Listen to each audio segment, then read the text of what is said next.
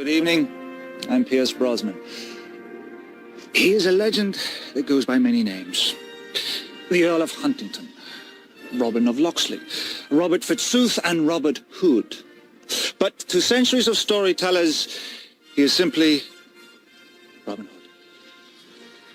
Who was this outlaw?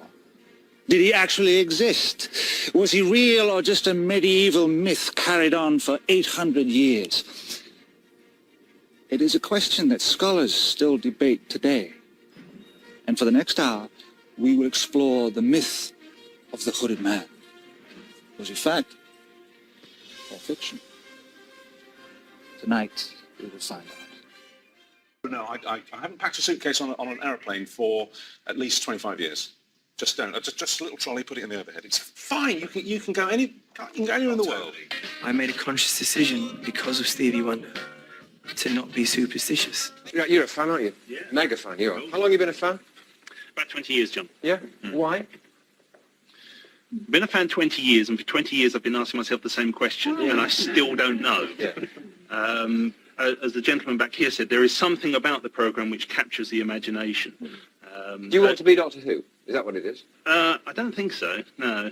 No, I don't think... Okay. I don't think it goes to that extent. Do you like the women in it? Was that the attraction? Now, as you got into your teens, did you fancy Lala Ward? Yes? I did. No. She's a friend of mine. But be careful. Some shops charge top whack for gelato that is far from authentic. How do you spot a fake? The ice cream comes to you piled really, really high. That is a dead giveaway. It's been whipped. True Italian ice cream has to be churned. I love that. Do you know that? How much is it? This one's about £25. Well, It's not French. It's not French. It's a really rich, You were like bright the roasted oracle. Pinot Noir. No, not necessarily. No, Phil does I know always, stuff, I there's no always say question. that if you want to drink really, really reliable Pinot Noir, Such a cool trick. Isn't it? go to New Isn't Zealand. it? That's the only reason why I got involved in It's, the trade. Wokeness as we would define it, and we could talk about it here now, but we know what we mean. Wokeness as we define it now is such a stupid and weird concept and so detached from the reality of most normal people's lives, of whatever ethnicity they belong to, of whatever sexuality they belong to. I think we will see wokeness evaporating like a puff of smoke.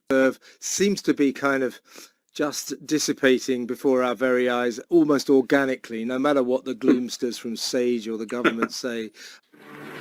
Jenny Cervoni coming back to join her fellow Israeli. She's one of the final five. She's looking dead cool. I wonder how she's feeling inside. Slightly tense. Who knows? She's looking great. Miss Liberia, Deba Togman, not showing a whiff of nerves, I have to say. If I was up there, I'd be all over the shop. Miss Venezuela, gliding through like a lovely swan. Welcome back to Win, Lose or Draw. If you thought last week was good, this week's even better. It's like Home Alone 2 compared to Home Alone 1 or Godfather 2 compared to Godfather 1. Can you think of any good Empire Strikes Back to Star Wars? Terminator 2, only because Ali McCoy said it on TalkSport. Yeah, I heard that. I think he's wrong. I think Terminator 1's better. Did you say Die Hard? Die Hard's are all good as well, to be fair. Die Hard 1's better, though. Cars 2? Cars 2's decent as well. Yeah. Get in the comments below with good sequels. I disagree. I think Terminator 1's better than Terminator 2. He robbed the rich, defeat the poor, waged war against corruption and injustice, and won the heart of the fair Lady Marion. And when it came to bows and arrows, it is said that Robin was the best in all of England. Don't simply think this is an entertainment show and decide then that you don't want to talk to us. Because Mark Prince and the fight against knife crime didn't just turn around and dismiss us as an entertainment show. Actually, I created this show.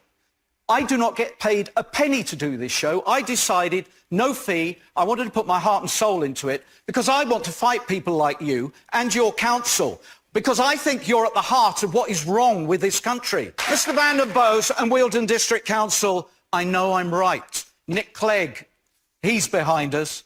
David Cameron has given us a statement. And wait for this Wealden District Council and Mr Van den Bosch, who would sneer at what we're doing here, because you're sneering at millions of other people in this country. Just remember, by the way, you're a public servant. Who pays your money?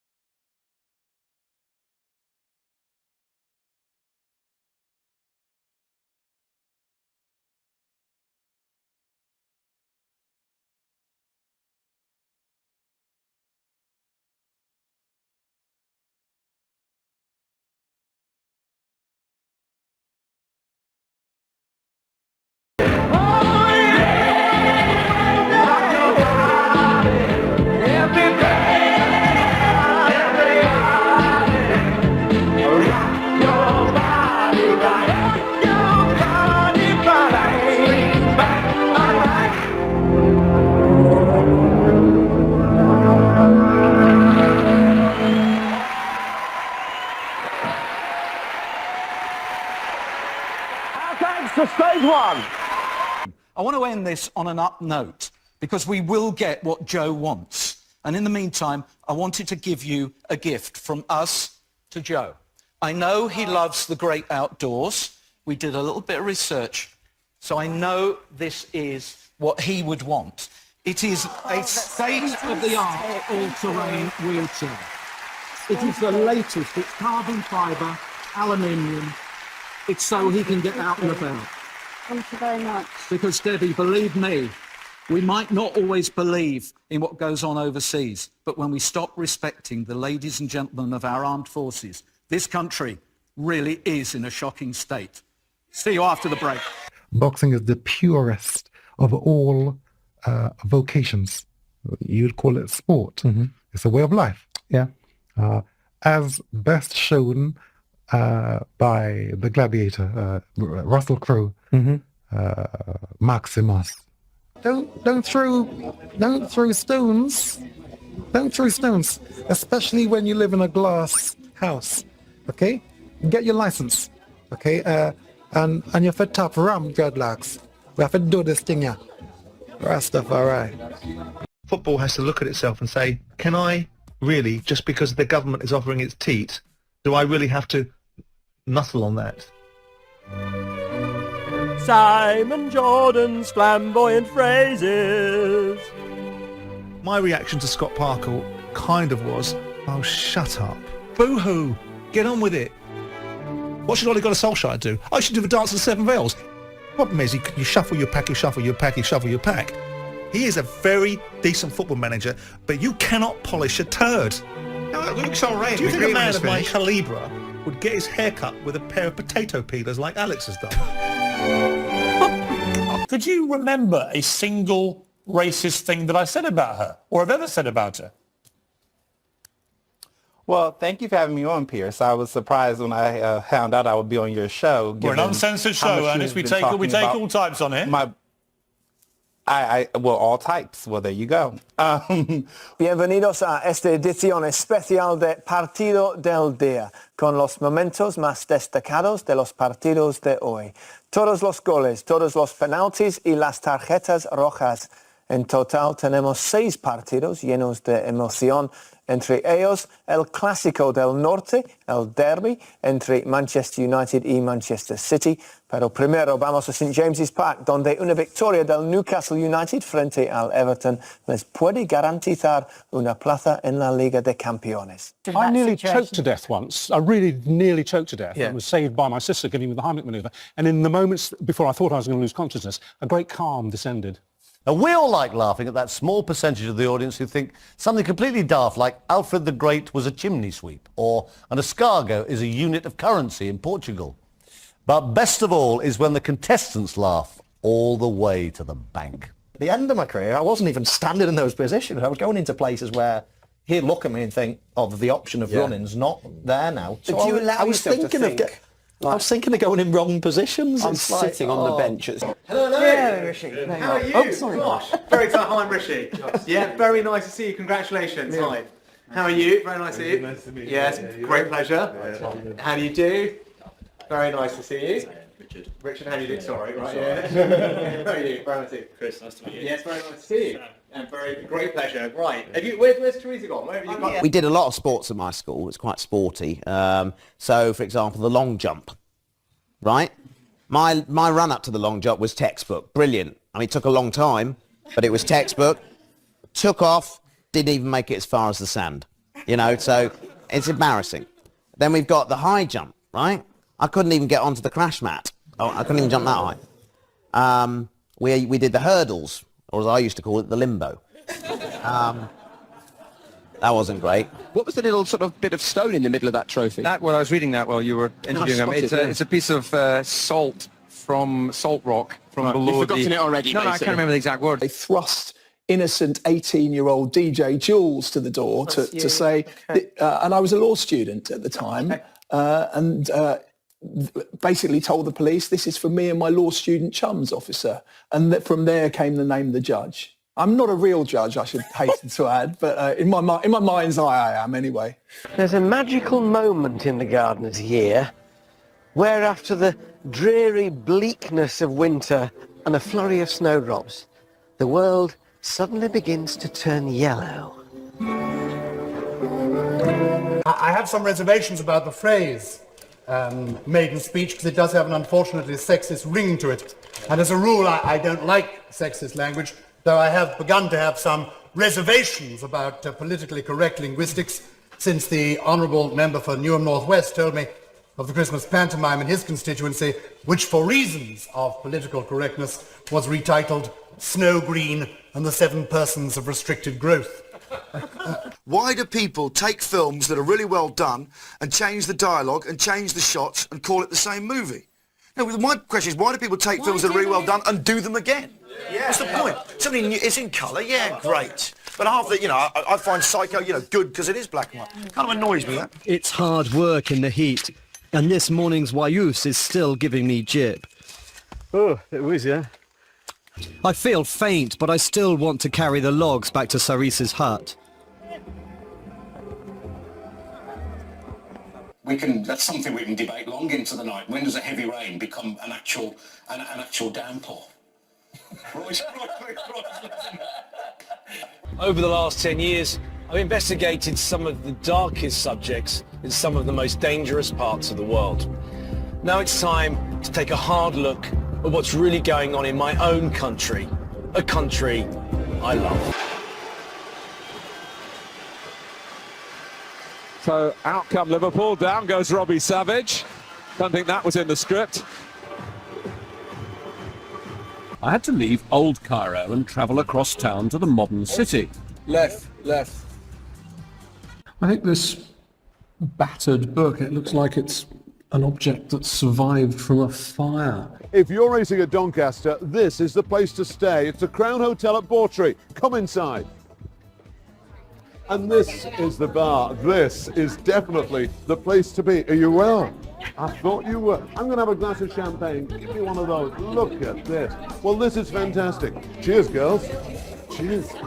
This really is a glass chandelier that adorns the marvellous restaurant here. This is absolutely fantastic. Enjoying this? It's wonderful. Come and enjoy it with us. This is one of the executive suites, and this, of course, is the wet bathroom. Oh, sorry, girls. And look at this. You can even watch a flat screen in bed. And I've got to tell you, there's something in the hotel bedroom here that you'll never find in any other hotel in Britain. Maxi, Wasps tonight, it's been well documented what a difficult side they are to break down. How have you gone about that? Well, there's a lot of emotional focus here. I'm taking it really personally. So we're out here to try and put a number on this lot. But despite their injuries, they've got a team of real mavericks, 1 to 15. They're all quite unpredictable, much like they play. So should be good fun, a real battle, so to speak. Bob, just confirming the ground is now good to say. Oh, you've been joined by a beautiful lady. No, it's a man, actually, Derek. Who's? Oh, I'm sorry. He's just been joined by a beautiful lady. Remind me of your name, because I completely forgot. Matthew Jones. Of course it's Matthew Jones. He's a man. Mariah Carey, who's with us on the programme this morning. Tremendous. A little bit Brenda Russell as well, I thought. Thank you. I don't know if that's a compliment or otherwise, but I think she's marvellous. She is. Great writer. And Michael Bolton, I know, favourite of yours and mine. You sung with Michael, have you? Yes, I have. It was my first kind of live thing other than background vocals at the NARM convention in actually in LA. And they sort of like put me out there for my first time to do a duet with Michael Bolton, who had just won a Grammy and everything, so it was kind of intimidating. And keep singing live, because there's nothing quite like it, is there? No, I would never lip sync. And as the boys from Wet Wet Wet said the other day, let's try and turn these charts upside down, get some good traditional songs back in there. And that one is fabulous. It's Vision of Love by Mariah Carey. Thank you for joining us. Thank you. Good luck. You're on the way home today. Thank you, yes. Thanks, Mariah. Thanks a lot. Well, I just wonder if her dad, because obviously he's been the most influential person in her life, I just wonder if her dad did say to her when she was 12, 13, 14 maybe, listen, you are never going to be, a looker. You are never going to be somebody like a Sharapova who's going to be. You're never going to be 5'11". You're never going to be somebody with long legs. So you have to compensate for that. You are going to have to be the most dogged, determined fighter that anyone has ever seen on the tennis court if you're going to make it. And she kind of is. Why does Liam Gallagher stand like that? Interesting. I don't know, man. I just reckon I've stood like this. Man, how else are you better stand? If you were to find yourself on fire, there's a simple slogan that could save your life. Stop what you're doing. Drop to the ground. Wrap yourself in a coat or a blanket and roll on the ground over and over to put the flames out. 120 pounds? Small packages.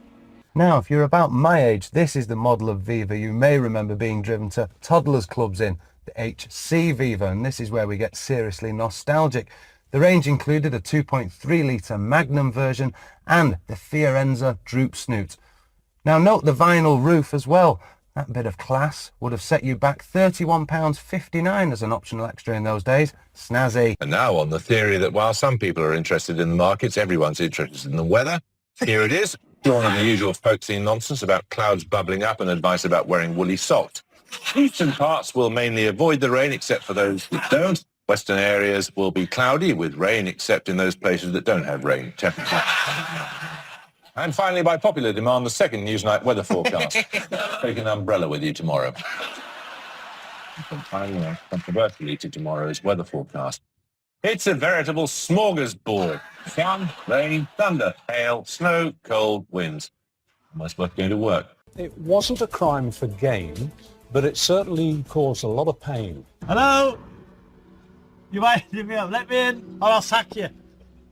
Hello, my name's Richard Madeley, and somewhat to my own surprise, I've just completed my first novel, and it comes out on sale on July the 4th in all good bookshops. How to summarise a novel of over 100,000 words? It's quite difficult, but essentially it starts, possibly deceptively, as a wartime romance set in the south of England, just before the beginning of the Second World War. involving what I can only describe as a psychopathic Spitfire pilot. I don't think one's ever been written about before, but my main character, James Blackwell, is a psychopathic Spitfire pilot. And the central character is the girl that falls in love with him, Diana. And tragically, he's shot down shortly before the Battle of Britain and killed. And the book continues 10 years later, behind me, in 1951, in Nice, where Diana, now remarried and with a child by her tragically short first marriage, has gone to live. And one day she's sitting in the Nice flower market, which is just around the corner from the seafront here, and it's a hot day, and she's having a cup of coffee on a pavement cafe, and a taxi cab comes past, quite slowly, with the windows down against the heat. And out of the taxi cab she hears the voice of a man, an Englishman, and the voice is incredibly familiar. And she believes with every fibre of her being it's her dead husband. Someday she'll find him.